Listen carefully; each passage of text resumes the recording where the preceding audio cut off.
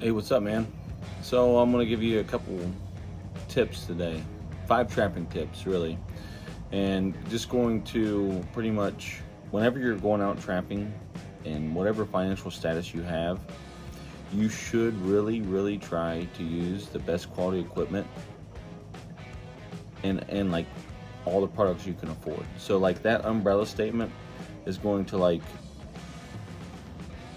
encompass all of like using the best traps, using the best bait, the best urine, the best lures, and then, any other equipment that you can afford that's going to give you the edge or give you the advantage.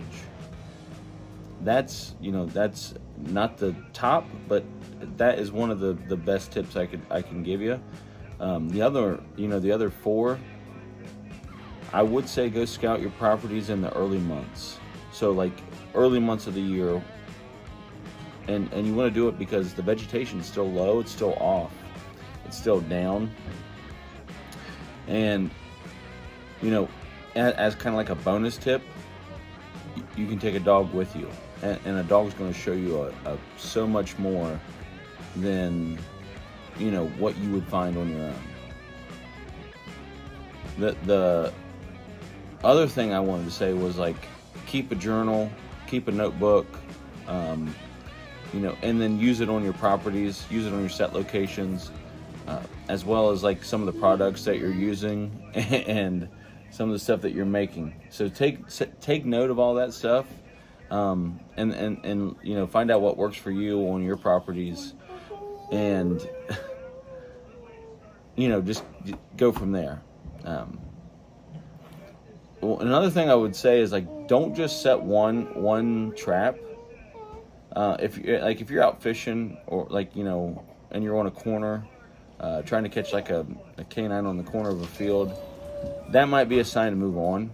I mean, granted, I know everyone's situation's a little different, and there's like a lot of limiting factors to everyone's circumstance, like mine right now with my daughter, tormenting me. But if you're in a good spot, and I'm saying like a high traffic area, I would say set at least a minimum of three sets, and anywhere up to 5 to 6 sets. That's just my opinion. That's my take on things. The fifth and final thing would be make sure you have a backup or a spare, like any necessary things that you're going to need on the trap line, like an extra hammer, extra stake driver. You will screw up and leave or misplace something, and it'll just save you some time and headache having a spare. There are so many other tips we could talk about. These are just some of the ones I wanted to touch base on at this time. I'm hopeful to have more tips come out each week, and as long as I can keep doing that, and as long as I can have good quality tips, then that's something that I think I want to keep doing for you all. So a bonus tip actually is whenever you're getting permission, and it's really important to get written permission. Don't just get verbal, get written. I've been down that road, and yeah, I've been down that road before, so just take my word for it. All that aside, starting out the first video, I think the most valuable piece of advice for any new trapper or anyone that's out there, anyone that's trying to get involved with trapping is I would literally become financially stable or independent.